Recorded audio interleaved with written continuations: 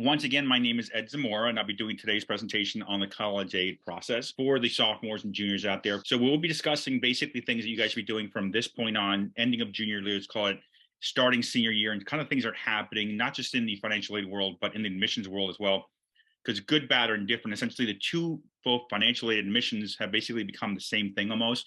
Because you'll notice as you start doing all these different forms for admissions and financial aid, they all have the same deadlines.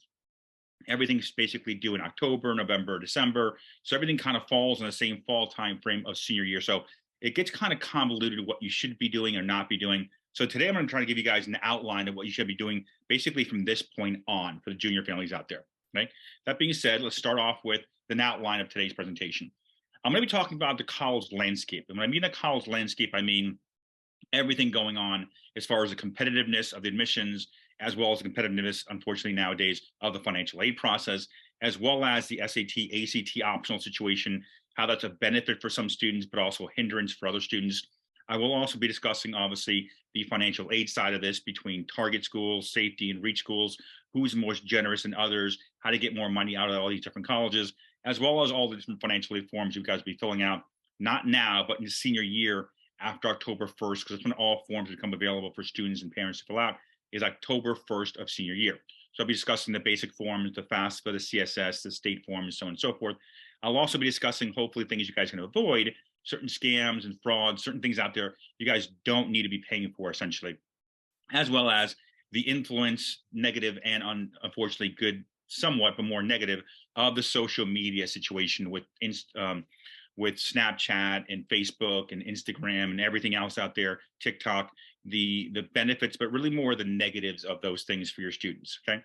Now, all that being said, let's first talk on one topic that a lot of parents have been asking me for a while. So we created, and high schools as well, we created the YouTube channel about 3 years ago now. So we have, I think, 187 or 188 videos now on the college process. And I talk about everything on this channel. This will also be on this channel too, the recording of this presentation for the juniors here tonight from Montclair.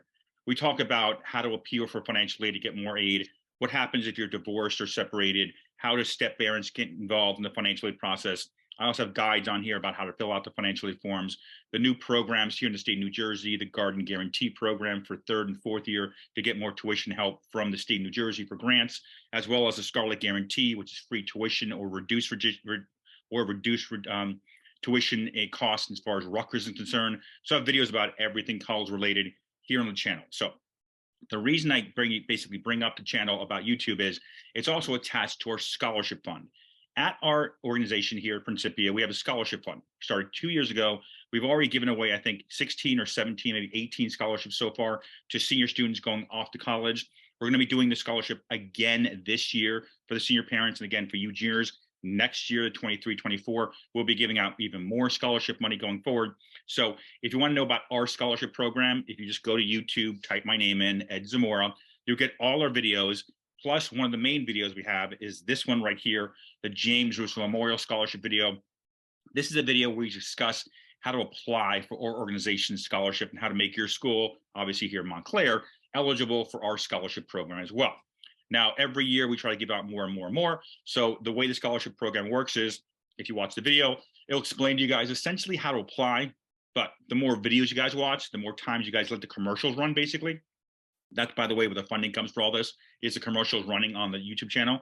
All those funds we get from the commercials running, we basically give right back to you guys in the form of scholarships. So the more videos you guys watch, the more commercials you got let run, the more money we have to get back to you guys. Okay. And all of that being said, let's jump right into essentially the process of which you guys are in right now as juniors. Now, right off the bat, if your student doesn't know where they want to study, if they have no idea what their major is going to be or the school list, what schools they want to apply to, so on and so forth, you're not falling behind. You're perfectly fine, to be honest with you. There are over 4,000 colleges out there. Typically, most students, at least one out of every 3 students, will either A, transfer, or number 2, essentially B, will actually change their major. So if they don't know what they want to do or where they want to study immediately right now, you're perfectly fine. You have plenty of time to go out there and start visiting the schools, seeing what they like, seeing what they don't like, kind of figuring out a path to kind of start building your college list. So I wouldn't be worried about it right now if they don't exactly know what they want to do or what they want to study or where they want to go, essentially. You have plenty of time. In fact, This guy right here didn't do very well in high school. Actually, he was terrible in high school, to be honest with you. But Steve Jobs did pretty well for himself in life. Obviously, many of us, even myself right now, I have the iPhone, I have my laptops from Apple, so on and so forth. So he was able to figure it out later in life. Technically, basically around the time he was in college, he actually started figuring it out, what he wanted to do in life. So if your student hasn't figured it out just yet, it's not the end of the world. In fact, there's plenty of opportunities for them to figure out. And you might be wondering, well, Ed, if our student has this kind of GPA, a 2.65 or 2.8 or 2.4, whatever it may be, what can we really do? The reality is that community college is not a bad stepping stone for many students out there. Here in New Jersey, we have some of the best community colleges in the country, to be honest with you, between Morris County, Ocean County, and so on and so forth, Middlesex County. We have a lot of great county colleges here to use as a stepping stone to go into the four-year college. And the reason I say that is because nowadays, unfortunately, college has become very, very expensive. As many of you, obviously, junior parents know, and I'll be talking about in a moment, the college cost has come somewhat prohibitive for a lot of families. So in some cases, obviously, you as parents, myself as well as a parent, we know if our students are mature enough to go off to a four-year college, live on campus, and do well, knowing we're putting a lot of resources into this investment. Some students are not ready. And obviously, as parents, you guys know that. So using the community college as a stepping stone for a semester or a year or even 2 years and getting your associate's degree is not a bad thing. A lot of students tell me all the time, it's not really college, it's community college. Community college is college. There is no difference here. In fact, I've been doing this, by the way, been a college advisor now for 25 years. I typically speak at 70 to 80 high schools every year.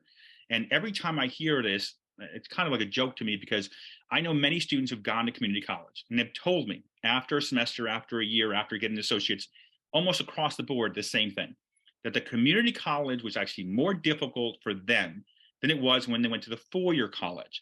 And the reason being is that community college is supposed to be more difficult in some cases because it's preparing you for the four-year college. So going off to a four-year college or starting off at a two-year college, it's exactly the same thing in many cases, believe it or not. Plus, the cost savings is dramatic. Most of the schools, which I'll be talking about in a moment, pretty much everyone's starting around 45,000 and up. Just in the situation we're in nowadays with the college costs.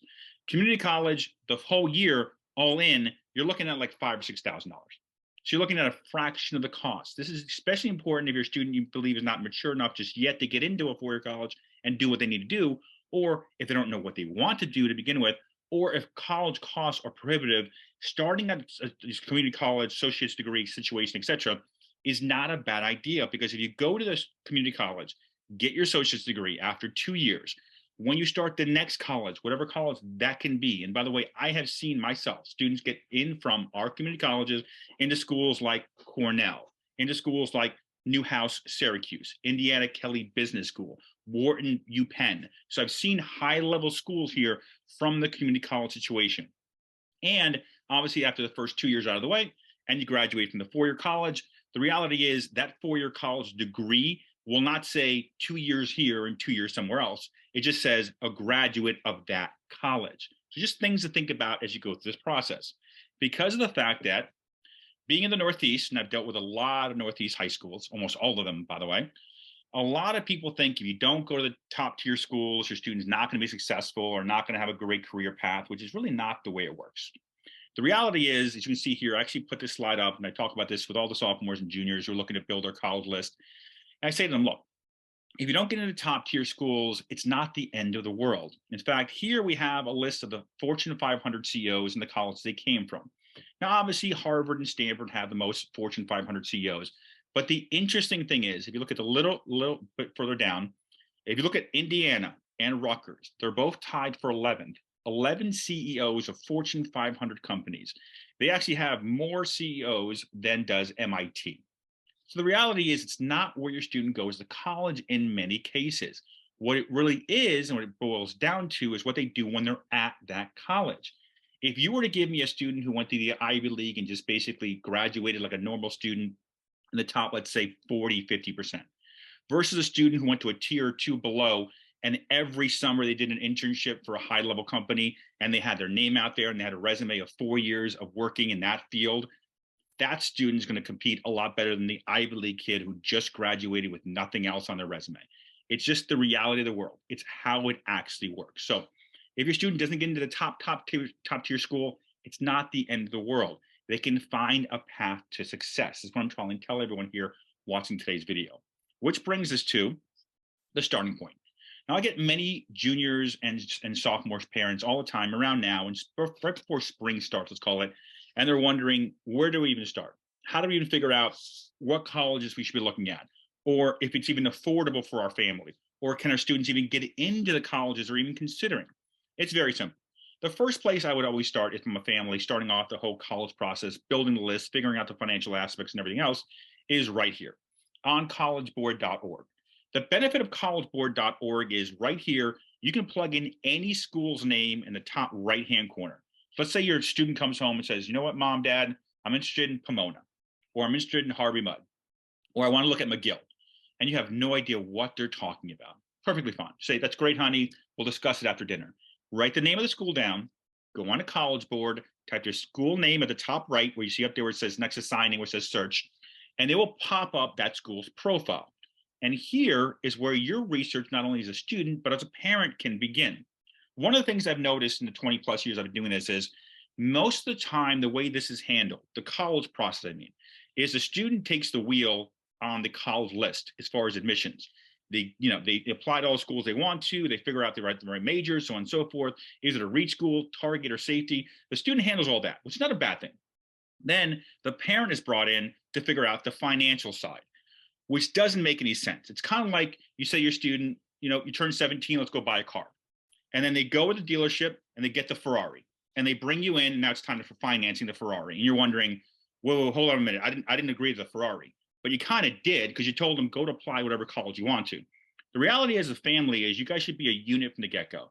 The admissions and the financial aid side, as once again, is basically the same thing now. So you guys should be on the same boat from the beginning. It's why College Board should be utilized, in most cases, to be honest with you, more by the parent than the student.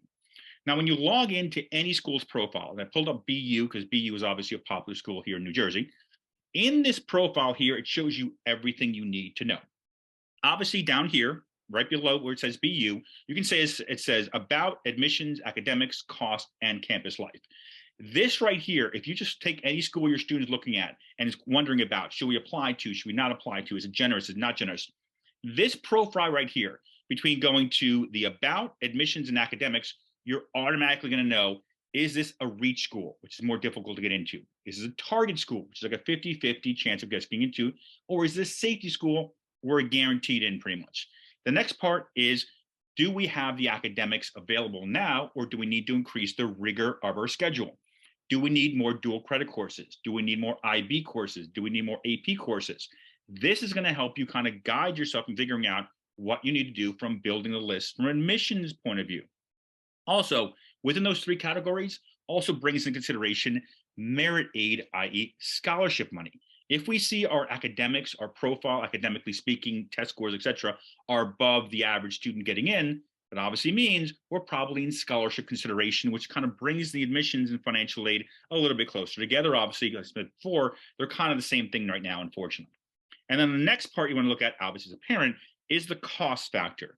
Now here, if we clicked on the cost factor for BU, it breaks down everything. The tuition costs, room and board costs, transportation costs, laptop, miscellaneous, everything included. This is a key for you guys because you want to know from the get-go what these college costs are going to be from a breakdown of every component in there. Now, if you call the college, by the way, when you ask them, what does your school cost? Most colleges are going to give you two answers. The two answers are the tuition and the room and board cost. The real answer, because that's not the real answer of what the school costs, is the cost of attendance. So if you're dealing with a school and you're wondering what do they cost, and you didn't go on College Board because it breaks it down and shows you the whole college cost. If you ask them over the phone, make sure to ask them, what is your cost of attendance? That way they'll give you the tuition, the room and board, as well as the miscellaneous, transportation, and everything else included. So College Board is probably one of the first places I'm going to. After College Board, I'm also looking to utilize the school at Montclair, their Naviance system. On Naviance, you're allowed to basically plug in any school, and it'll show you a scattergram of where the students got into that college based on Montclair's information over the last couple of years, based on their GPA and test scores. So start with College Board and then also utilize Naviance. In addition to those two things to help start building the college list and getting more informed, I'd also check with your guidance officer, your college advisor there at the high school. They're going to know based on experience which colleges students based on your student's profile has and have not gotten into. So that's kind of, let's call it like the three-headed dragon, let's call it: College Board, Naviance, and the guidance office at your high school. These are the three components I'd be utilizing to be able to figure out my college list, or let's call it a pre-game rough draft college list as a junior going into senior year. That being said, obviously let's talk about the testing side now.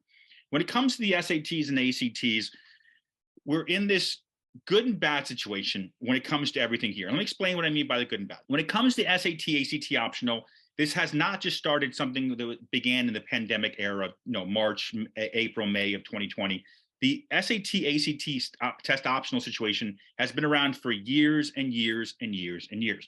It just kind of like blew up, let's call it, got even more popular because of the pandemic and the inability, especially for students, to be able to even take the test, much less get a good test score because they couldn't tutor and everything else. But that being said, if you are looking to go SAT, ACT optional, let's just say your student doesn't test well for whatever reason, very simple. One of the places I would also go to, in addition to the College Board, the Naviance, as well as your guidance office, is here to this website here. Bottom is where the link is to fairtest.org. On fairtest.org, they actually have an entire list of all the schools out there that are SAT, ACT optional. And there's over 1,600 of them out there. And there's a lot of name brand schools, by the way. Schools like Marist, schools like American, George Washington, a lot of name brand schools, Wake Forest. So it's not just lower tier schools or schools you may never heard of, they're SAT, ACT optional. There's a lot of high-end schools, by the way. Now, that being said, the benefit of going SAT, ACT optional is if your student doesn't score well, they're able to apply to these high-level schools without needing a test score in place. Now, the negative side of this, unfortunately, is it's basically flooded the admissions market with applications. And let me explain to you what I mean. In the last 2 or 3 years, admissions offices across the board, everything from the Ivy League down, has seen their admissions pools increased anywhere from 30, 40, 50, even 60% the amount of applications going in. So colleges are getting more and more competitive to get into. In fact, this year, this basically academic year for this senior class, the 22-23 academic year, was the first time that certain Ivy League schools actually dropped below a 4% acceptance rate, which has never happened. And it was about 10 schools that dropped below a 5% acceptance rate, which has never happened, ever. So they're getting more and more competitive, unfortunately, because of the SAT, ACT optional situation. So I've made a video about this on the YouTube channel, kind of explaining how I would handle it if you're looking to go SAT optional or not. For me, if you have a good test score and you check with the College Board, you check with Naviance, you check with your guidance office, I would elect to send test scores in because it gets you out of the pool of SAT, ACT optional students, which is the most competitive application pool because it's the largest. Now, if your test scores are not good, then I would make sure to send my applications in very early. If the application is due, let's say November 1st, November 15th, December 1st, most of the early action, early decision stuff, I'm really trying to get my stuff in by the end of September at the latest. I don't want to be at the tail end of early action, early decision, because it doesn't look good. You kind of want to be ahead of the curve, let's call it. Now, that being said, let's talk about when you build a list, how most families look at the college list, and I'll explain to you why some of you guys are not doing this correctly. Now, most of you guys think when you build a college list, you have the reach schools, which is the most difficult to get into, then the target schools, like the 50-50 chance to get into, then the safety schools. And most of you think from the perspective of the safety schools, kind of like a throwaway. Like, we're probably not going to go there, so there's no reason to kind of take that school serious, let's call it, from that perspective. But the reality is, that might be the admissions way of looking at it, but the reality from a financial aid point of view, the safety schools are a key component to leveraging more financial assistance, in many cases from the target and the reach colleges. And let me explain.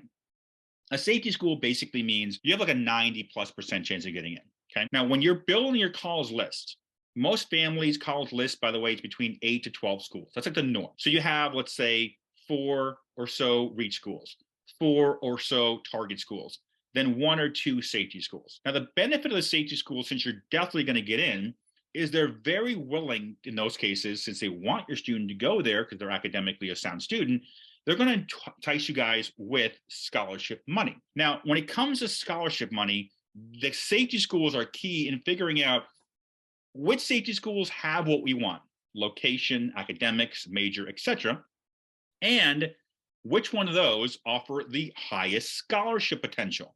Because you want to use those guys that give you the big scholarships to try to leverage the target and say in the reach schools to give you more money. So if a safety school, let's say, were to give you a $20,000 scholarship for your student, and the school they really wanted to go to was a target or reach school, and they only give you $7,000 or $8,000 of scholarship money, I'd go back to the reach school and say, we're thrilled we got in. Just want to make you aware, though, this other school we're considering, our other choice in the mix here, gave us 20. Is there any way you guys can match the number? You can start negotiation process with the admissions office. And the reason I keep saying admissions, by the way, because some of you might be thinking, well, Ed, wouldn't we negotiate with the financial aid office? You would not, from this perspective. The admissions office handles all scholarship money. The financial aid office handles all grant money. So the two basically have nothing to do with each other. Admissions cannot increase your grant, and financial aid cannot increase your scholarship. So just things to kind of know, and kind of the verbiage and what direction to go when you guys are appealing and asking for more funds. So this is why the key for the safety schools, I don't want to say it takes as much time to consider and put together as the reach schools and targets, but you should have a pretty good amount of time spent on making sure those safety schools are going to reward your student for being an academically sound student. Which brings us to the other aspect of the admissions, which also kind of falls into financial aid, believe it or not. How do we even apply? Nowadays, there's like 15 different ways to apply. 10 years ago, it was either regular early decision, early action, and you're done. Now you have first choice, early action 1, early action 2, early decision 1, early decision 2, regular, rolling. You have a ton of different ways to apply, basically. Now, a lot of families ask me, well, Ed, if we apply early decision, which is the binding one, your student gets in, they got to go, do they just basically say to us, we got you, we're not going to give you any financial aid? And everyone always wonders this. And the answer is no. It's not really the way it works. In 25 years of doing this, I've only seen once where I've seen like the got you, we're not going to give you more aid situation. And I'm talking about, I see probably 2,000 or 3,000 families a year, 2,000 or 3,000. I'm talking about one time I've ever seen this happen where like, we got you, we're not going to give you more aid situation. The reality is most early decision schools, whether you're doing ED1 or ED2 later on, most of these schools are very generous. They're more generous than they need to be because they realize that your student's giving up the opportunity to go somewhere else. So the reality is these schools are willing to give out money in many cases if you're looking to do early decision, because of the fact that they know is if you do early decision and you essentially get locked in, they realize that they have to provide you aid because they don't provide you enough. In a sense, you can kind of back out of it, but it's on the honor system. And I'm going to explain to you what I mean by the honor system in a moment. If you're wondering, should we do early decision because it increases our chances of getting in? The best way to figuring out the financial aid component is to do the net price calculator. Now, if you don't know what the net price calculator is, don't worry. I have 2 slides just about net price calculator and about 3 slides going more in depth if you're considering early decision 1, early decision 2, and in some cases, the restricted early action, which is the Ivy League thing, which doesn't allow you to be locked in, but you can't do early decision anywhere else, okay? And that being said, the next thing that pops up is, well, Ed, when do we start filling out financial aid forms? We talked about admissions a little bit here, and the reality is, what many of you don't realize is you will be filling out financial aid questions before your student even starts senior year. And you're probably wondering, how is that possible? Since you told us in the beginning, Ed, the financial aid forms don't become available until October 1st, which is true from the financial aid forms of the FAFSA and the CSS and institutional forms and the state forms. However, the first time you guys are actually asked about financial aid forms technically becomes available on August 1st. August 1st is when the Common App is open. Now, for many of you unaware about the Common App is essentially an admissions form that's utilized by many colleges where your student can fill out one specific form to send out to a bunch of colleges. That way they're filling out all the same questions and it goes to a bunch of colleges rather than figuring out one specific form for every college. Now, in the Common App now, for every school, by the way, this is not just BU, which I'm using as an example here. Every school now will ask you the question down below that I've highlighted in blue. Do you intend to apply for need-based financial aid?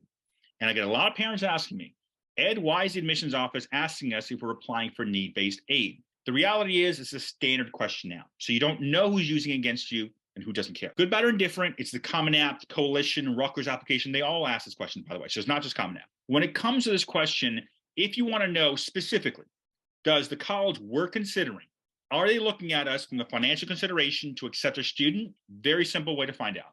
Call the school's admissions office and ask them, is your school need aware or is your school need blind? 95% of schools, majority of them, are need blind. They don't care if you can afford it or not. Small percentage, though, is need aware. Need aware basically means that they are looking at the parent's financial ability to pay for college as a small portion of the acceptance or denial to that college. Okay, so if you want to know, just call admissions and let you know right over the phone. Now, that being said, let's talk about the college visit. Now, I guarantee you, almost all of you are doing this wrong. And what I mean by you're doing it wrong is you kind of just don't understand the process of what really should be happening during a college tour. Now, what most families think is we get the college lists, we sign up for the tours, we go on there, we see the dorm rooms, the cafeteria, the football stadium, whatever it is, the labs you're interested in, so on and so forth. And you think, okay, that's the main reason to go on campus and do the tour. And you're like half right. Let me explain to you why you're half right. When it comes to building any college list, there's got to be three fits: academic fit, social fit, and financial fit. The academic fit can be figured out by college board, Naviance, the college advisor there at the high school, as well as touring the school, seeing what's like the student body, what they're interested in, an academic feel. Does my student feel socially comfortable being there? Do they feel safe? Is it in a good environment? So on and so forth. But the third component, the financial component, is something like basically no one ever takes care of during the tour.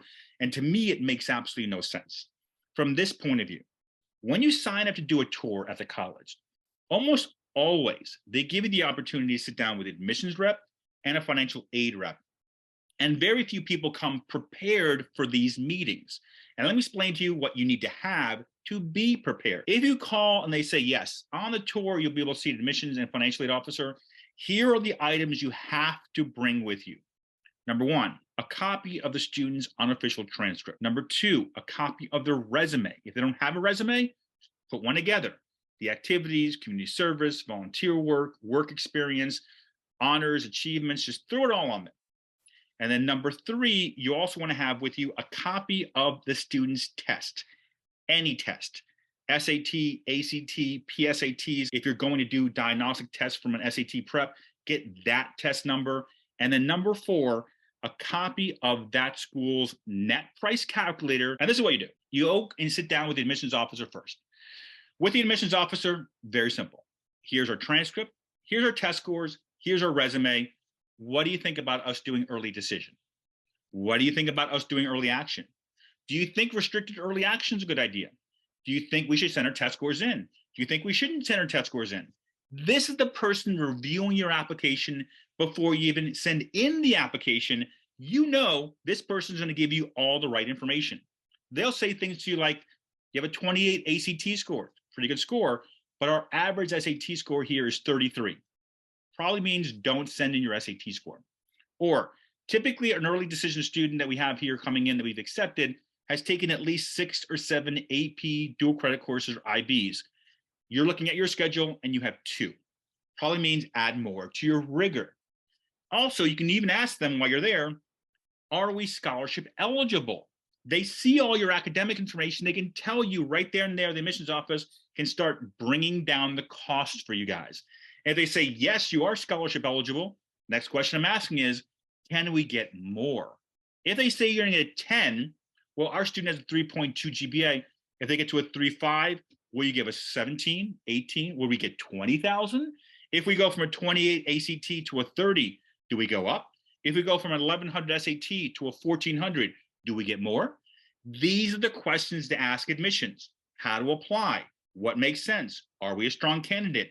Can we get scholarship money? If we can't, how can we get it? If we are getting it, how do we get more?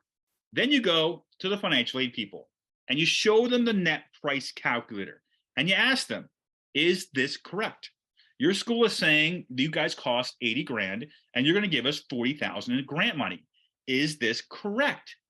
Then you get everyone's business cards. So if something doesn't work out, the numbers don't equate the way they should, these are the people we're having discussions with. That way, after the tour is done and your student is off the wall, in love with the college, because every college tour, by the way, is amazing. I've done, when I used to work at the colleges, I don't know how many tours and so on and so forth for presentations and stuff about financial aid.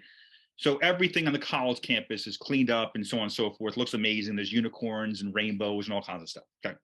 That being said, when they're in love with the college, you will also know if you as a parent are financially in love with the college, rather than what typically happens. You let the student apply anywhere they want, then you fill out the forms and pray.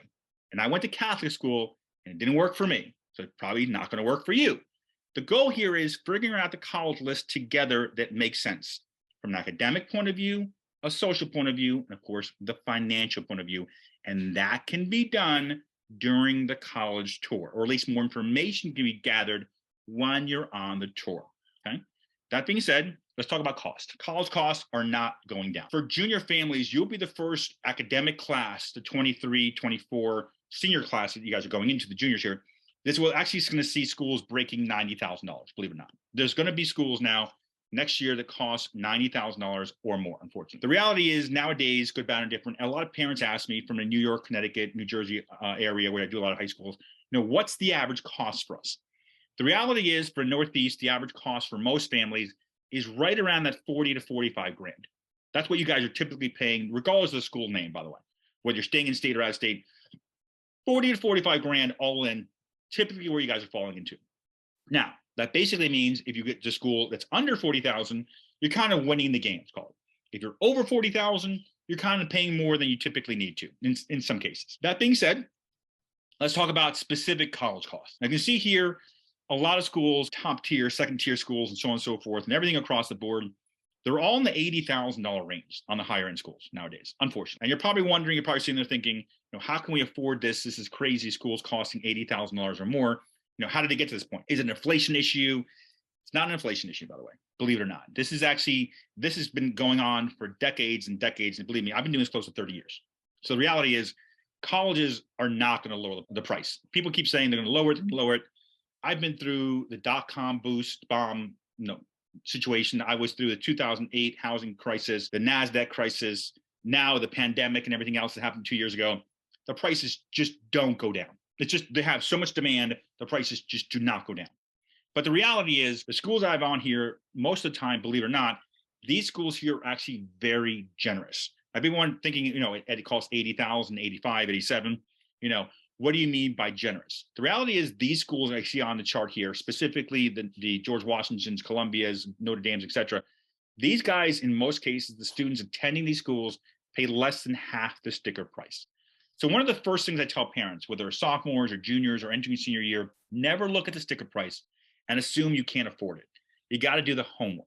And the homework starts with the net price calculators. Now, when it comes to the net price calculators, this is the way you find every school's net price calculator. Just Google the school's name, Harvard, and the word net price calculator. Fairleigh Dickinson net price calculator. Seton Hall net price calculator.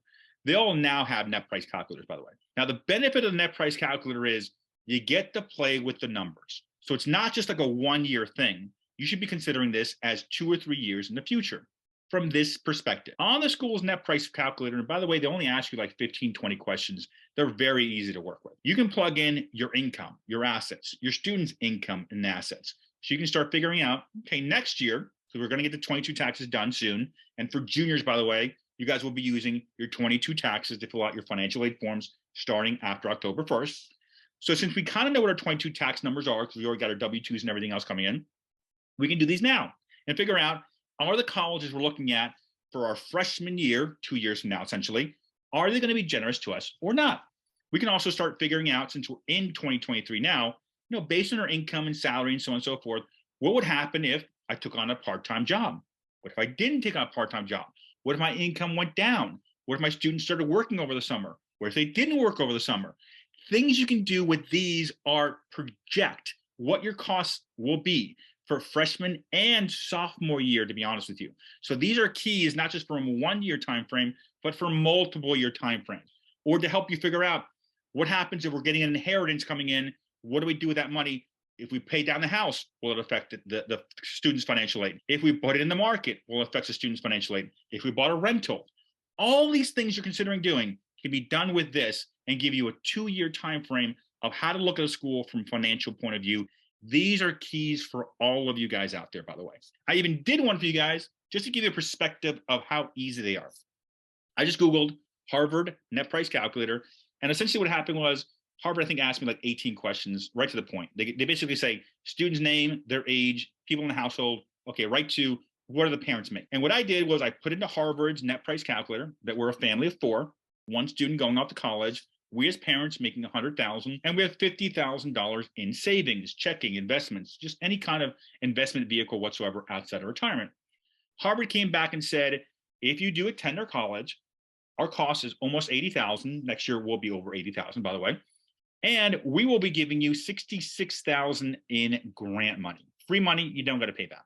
So if you're making 100 with 50 in the bank, Harvard's only costing you guys $11,950. You're probably wondering, that's great, Ed, even though all of us would wish our student got into Harvard, how many of us are really getting our student to Harvard? And the reality is Harvard is not the only school this generous, by the way. And the only reason I use Harvard in this example or in these examples is because everyone knows Harvard. The reality is every liberal arts school is this generous. Loyola, all 4 Loyolas, by the way, are this generous. Notre Dame, Cornell, Carnegie, they're all Case Western, UVA, Wake Forest, GW, BU, BC. I could go on for like half an hour telling you schools that are generous, but obviously I don't want to do that because it's going to be even more difficult for me to edit this video for later on to put it on YouTube. But that being said, a lot of colleges are generous, and the way you can figure out how generous they are to you is to do the school's net price calculator. Let's talk about divorced, remarried, separated, and so on and so forth when it comes in the world of financial aid. Now, starting this year, they were supposed to, they said they were going to, for this year's senior class, 22-23 senior class, they did say before the Biden administration was taken over by the student loan forgiveness stuff, that they were going to change the format in which they looked upon separated and divorced parents. What they were going to do, they said, was they're going to look at the taxes of the divorced or separated parents and see who claimed the student on the taxes. They didn't go through with it, thankfully. And I know they didn't go through it for a few reasons. Number one, they were going to revamp the entire FAFSA, and they didn't. They didn't revamp anything, to be honest with you. I think they changed 2 questions, which means the entire time they were spent was on the education department side was on student loan forgiveness, and the FAFSA was kind of put on the side. The FAFSA now, and has in the past, basically allows you to choose whichever parent you want. So if you're separated or divorced, doesn't matter who claims a student on the taxes just yet. They haven't changed it just yet. Hopefully they won't change it. You can claim either they live with mom or they live with dad the majority of the time. It's up to you, the person you want to put on the FAFSA form. Now, if you guys file together, let's say you file together, married, filing jointly, and you guys are separated or in the process of divorce, perfectly fine. You guys just choose, I just tell parents, choose the parent who has lesser income and go with that parent for the parent using the FAFSA form specifically. Because on the FAFSA form, which is the form all of you will fill out to start the financial aid process, if you are divorced or separated, they only ask for one parent's income situation, not both, just one. However, if you are married, they do count both parents' information if you're remarried. So if you did divorce and you got remarried, the step parents' information, step mom or stepdad, your income and assets do count. That's the FAFSA form way, which is counted by every college. Every college from county all the way to Harvard uses the FAFSA to determine financial aid eligibility. In addition to the FAFSA, a lot of schools also use what's called the CSS profile form, the College Scholarship Search Form. Now, the CSS profile form is a little bit different. The CSS is different in the sense that the CSS will ask you guys, if you are divorced or separated, for both parents' financial information. So you want to check, does my school need the CSS or not? Because they do. If you're divorced or separated, it doesn't matter. They're going to count both your information, making it even more difficult. The CSS, if you're both remarried, will ask for all 4 parents' financial information, income and assets, unfortunately. Which brings us to social media landmines, what I talked about in the beginning of the presentation, and things to kind of watch out for. Now, schools will tell you that they do not look at TikTok, Snap, Instagram, all the stuff. They'll say they don't look at it. They do look at it, okay? And I can explain to you from this perspective. I know a decent amount of admissions people, And they have gone on the social media sites. And if they see something they don't like, if you offend somebody in whatever reason, or you're doing something immature on your site or your YouTube channel, whatever your student has, just make it private until the student gets dropped off at campus. Probably wondering, why don't we just make it private until they're accepted? They can still reject your student after you're accepted. And I have seen it. It's in the news all the time. A bunch of students got into Harvard. They were all liking something very offensive or racist or whatever it was. And then the students are no longer going to Harvard. This happens all the time, by the way. So if your student's doing something on social media that you deem immature or might be offensive to anybody, they have to make it private. If they don't want to make it private, don't pay the phone bill. And I know you might be thinking I'm joking, but I'm not joking. It's really that intense now when it comes to admissions. To give you an example, this year, for this year's senior class, technically this year's freshman class, so senior year from 2 years ago, there's about 10 schools that received over 100,000 applications. This year alone, for this year's senior class, 23-24, Villanova received 75,000 applications. Villanova has never, ever even come close to 75,000 applications. Just like showing you how competitive this world is with admissions now. And the reason I say that is because the admissions world has the PR answer of, if they do say, or if they're honest with you, let's call it, yes, we do look at social media. I guess the PR statement is, we're looking at it to get a better sense of what your student is like. It's not why they're going on there. They're going on there to find reasons to reject your student. There's just too many candidates. There's got to be ways to reject these students. The best way is, you did something offensive, I don't have to read your essay, I don't have to read your supplement, I don't have to read your transcript. It's just a no for me. It makes their job very easy, which is something you don't want to do, obviously. Okay, just things to think about from an admissions perspective. That being said, let's talk about Rutgers, the state school here in New Jersey, and something they've done this year and will be going forward, and something that's phenomenal. I actually have a video just on this, just how it works, the deadlines, due dates, the forms, so on and so forth. But that being said, Rutgers, basically about a year and a half from now, or a year and a half going back, started what's known as the Rutgers Scarlet Guarantee, which is a phenomenal financial program to help families here in New Jersey afford Rutgers. The way it works is there's 3 tiers. You start from the bottom tier and work my way up. If your family makes 80,000 to 100,000, you are looking to pay for tuition at Rutgers only $5,000. Phenomenal. Basically like a 70+% savings. If you're making adjusted gross, and if you're wondering, adjusted gross on your 21 and 22 tax numbers will be line 11. If your adjusted gross is 65 to 80,000, you're paying $3,000, an 85% reduction in cost. If you're making adjusted gross of under 65,000, you're looking to pay 0 in tuition costs for Rutgers. A phenomenal situation here, which is it's going to make it very affordable for a lot of families. As well as I mentioned before, admissions and financial aid are now the same thing in my eyes. It's also going to affect not just the financial consideration of Rutgers, but the admissions. Rutgers applications have gone through the roof, and this is going to make it even more competitive. So if you're considering Rutgers, like I mentioned before, you got to apply early. Do not wait till the day before it's due or the week before it's due. Get your applications in as soon as you can. Let's talk about our newsletter. We do have a newsletter. It goes out every month. If you want the newsletter, if you didn't sign up for it on the registration through the Zoom meeting here, you can just email me. I'm going to give you guys my email in a moment. I send out a newsletter every month telling families what they need to be doing that specific month. The financial aid stuff, admissions, testing, tours, visits, scholarships, local. No, I talk about everything in the newsletter. So if you want the newsletter, just send me an email if you didn't sign up beforehand, and I'll send you guys a newsletter every month. As well as, here are the important websites we talked about here on the site, or the presentation here tonight.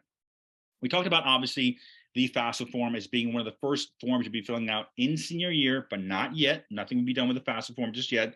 If you want more information about the FAFSA form, you can always go to studentaid.gov. That's a new website for FAFSA. Old website used to be fafsa.ed.gov. That website's gone. You now go to studentaid.gov, as well as the College Board site, which I mentioned, which is a great starting point for figuring out your college list. Also a great place to figure out, can my student get in? Do we need to do more work? Is it a reach school, safety, target? What kind of financial aid do they offer? How much they cost? Great place to go, College Board. Scholarship searches. And by the way, this is never too early. FastWeb, FinAid, and CapEx, you can start these as early as 8th grade, because there's scholarships out there as early as 8th grade for students going to college, all the way to PhD programs. So These guys can be utilized anytime you guys want to search for scholarships online. And then once again, we do have a Facebook page. If you want to follow us on Principia Prep on Facebook, we do have on the Facebook page a lot of information about presentations when we're doing them. We talk about the videos, the hot topics, testing. We talk about everything on the Facebook page, as well as, once again, if you guys could, the more of you guys that watch the YouTube videos, you let the videos run. I've had parents even tell me in the morning after presentation, hey, Ed, I watched 50 videos last night. I know you didn't watch a single video. It's perfectly fine. What you did was you just went on YouTube, you pressed the play all button and just went to sleep, which we appreciate. I don't care who watches or how many people watch it. It's just the more people that let the videos run or watch the videos with the commercials, the more funding we have to pay back or give you guys back essentially in scholarship funding. Okay. Which brings us to the ending of the presentation. Only have 2 slides left. The way I look at the college process, remember, I've been doing this longer than your kids have been alive. And I look at it the same way. It's always the same thing for me. The college list that your student chooses, and hopefully with your help, will dictate everything that's going to happen. And I mean that from the perspective of everything. The college list will dictate realistically where your student's going to get in, where they're going to go, what they're going to study, as well as it also dictates what kind of financial aid and assistance you'll have, whether it be merit aid, scholarship money, or whether it be grants, i.e. need-based money. The college list is the key for everything. It's the foundation for the entire process. If you don't have the right list because you didn't do any research, then you're kind of just hoping things fall into place. And sometimes they do, and sometimes they don't. So the key here is figuring out what makes sense. And in some cases, it also means taking your student and making sure they don't go down the wrong path. And this is what I mean by going down the wrong path. Everyone always asks me, in 25 years of doing this, every year I always get the same questions from parents. What are we not talking about? Or what are we missing? Or what's something we're not thinking about? And it's always the same answer. It's the cost basis. And let me explain to you what I mean. If your student gets into a high level school, and I mean high level, I mean high cost. I don't mean high education or tier basis. I mean high cost. And you think the school doesn't make any sense financially, you got to talk to your student and explain it. I know you think they're not listening to you. They're teenagers. They are listening to you. They might have a face on like they hate you and they don't want to talk to you about this, but they're listening to you, believe it or not. And this is why I say it. If your student goes to, let's say, a $70,000 or $80,000 college and they get no financial assistance, and I've seen this happen a lot, unfortunately, and your student decides and you decide, we're just going to finance it. We're going to take out 80 grand next year. And you start paying back that loan. Okay. And 80 grand, you're talking about paying about like $700 or $800 a month. And think, okay, that's not that bad. Then year 2, now it's 80 to 82. Because by the way, colleges go on price every year by 3 to 5%. And now you're paying 1,600. And then year 3, and now you're paying 24 to 2,500. And now year 4 is coming around, and you're wondering, I got to pay this 3 to 4 grand for the next 10 years. The reality is, you got to have this conversation beforehand. Because the worst conversation is not, you can't go, we can't afford it. They're going to be mad at you. Okay, let them be mad at you. It's fine. They're kids, but you're also their parents. You're not their friends. Okay, you might be friendly with them, but you're the parent. And you got to make them realize, because students do not understand the cost of college. They understand the price tag. Everyone understands what $80,000 means. But kids do not. And I can say this from 25 years experience, students on the call, I'm not saying this is a bad thing. You guys do not understand what $80,000 actually means. You don't. There's no way you understand that because you haven't worked for 20 plus years of your life. You haven't made $80,000 in a year and then seen the Uncle Sam situation where they take 15,000 and then the insurance and then FICO and social and this and that. And then your 80,000 dwindles down to almost nothing. And you're wondering at the end of the year, I made X amount of dollars, but I don't have any money. Where did it all go? You have to think of it from the perspective of your parents understand what $80,000 mean. You do not understand what $80,000 mean. You understand the number, but you don't understand the concept. So as parents, if you know this is not going down the right path, if you say, we're not going to send you there, they're going to be annoyed with you or mad or pissed off, whatever it is, for a week. The worst thing is not that. The worst thing is they get through college and they have $300,000 in debt. And then they turn to you and say, how can we pay this? And you don't even have an answer. And by the way, there is no bankruptcy. So now you're both in the sinking financial boat when you could have went in a different direction. I'll tell you this right now. In 25 years of doing this, There is no college worth 80,000. There's just not. There's not even colleges worth 60 or 70,000 in my labs. I've seen students be highly successful going to 30 and $40,000 colleges, just as successful as the 70 or $80,000 colleges. So just things to think about. Because if your student takes on 200 plus thousand in debt, their 20s are gone. There's no such thing as you going out. There's no Hoboken, there's no Jersey City, there's no California, there's no LA, there's no New York. There's none of that. If you're looking to take that all on as debt, there's just not.